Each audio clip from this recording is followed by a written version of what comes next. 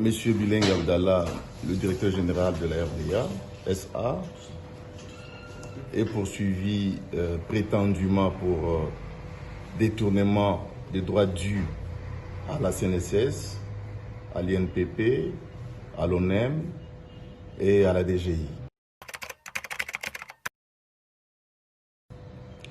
Bon, selon ce que j'ai appris, c'est 15 millions de dollars, mais mon client lui-même parle de 67 millions de dollars. Il s'agit d'une créance sociale.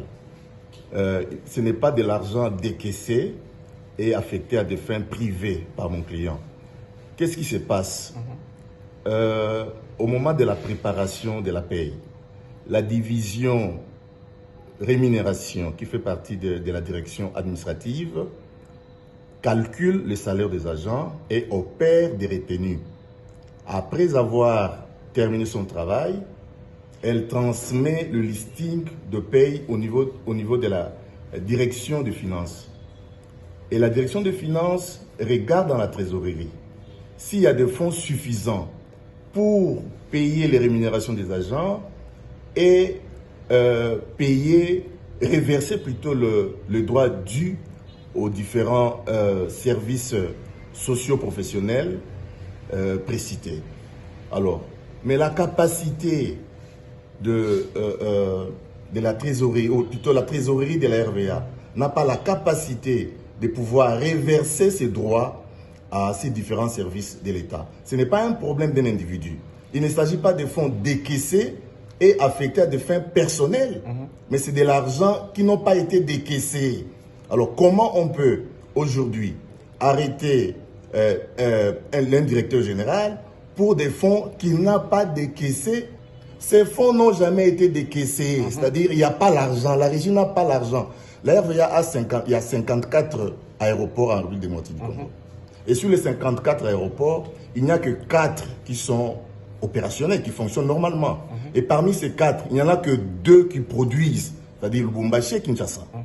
Et ces 2-là prennent en charge tous les agents de la RVA, même à Ingende. Les agents sont à Ingende, à Ikela. Il faut le payer. L'argent vient d'ici. Ça pose un problème. Donc, s'il faut aujourd'hui arrêter le DG, on doit arrêter aussi ceux qui étaient avant lui. Les Kabouya Lumuna et tous ceux qui étaient avant lui, les gens assises. C'est une affaire qui date de 1996. Donc, ce n'est pas un problème d'aujourd'hui. Donc, pour moi, l'arrestation de directeur général, M. Biling Abdallah, est vraiment arbitraire. Et c'est même, je dis, que son arrestation ternit même la vision du chef de l'État sur l'établissement d'un État de droit. Parce qu'un État de droit, dans un État de droit, on respecte les lois. On respecte les lois. Mais lorsqu'on viole les lois, ce n'est plus un État de droit. C'est autre chose, il faut chercher un autre nom.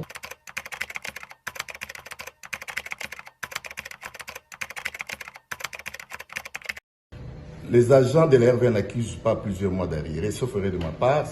Je crois qu'il y a 2 mois. C'est dû à la fermeture de l'aéroport, soit des aéroports. Je vous ai dit que le charge de la RVA sont supérieurs à la production. Vous comprenez? Avec ça, on ne peut même pas avoir de réserves. Vous ne savez pas le gymnastique que le DG fait chaque fois pour payer les rémunérations des agents et entretenir les installations aéroportuaires. Il n'y a pas d'argent. On ne décaisse pas parce qu'il n'y a pas d'argent. La précarité de la trésorerie, je dis bien la précarité de la trésorerie ne permet pas de payer. Il n'y a pas que la RVA. Allez à la CPT, à l'ex-Onatra. L'Onatra ne paye pas. Demandez à l'Onatra si l'Onatra n'arrive pas à payer les salaires des agents. Est-ce qu'il peut payer le droit dû aux différents services de l'État que j'ai cités? Non. Je dis bien, cette inflation est imaginaire. Est imaginaire parce qu'il n'y a jamais eu détournement de 15 millions de dollars. Le DG a déjà écrit en 2015. Il avait écrit au gouvernement pour expliquer que nous avons une dette sociale de 47 millions. À l'époque, c'était 47 millions. Aujourd'hui, nous sommes dans les 69 millions de dollars. Pour expliquer que nous sommes en difficulté. Nous ne savons pas payer le droit dû à la CNSS, à l'INPP, à l'ONEM, ainsi qu'à la DGI. Nous n'en avons pas assez de moyens. Il avait expliqué, le gouvernement est informé. S'il faut arrêter le DG bilingue, il faut aussi arrêter le chef de l'État qui est son patron. Parce que le patron de la RVA, c'est le président de la République.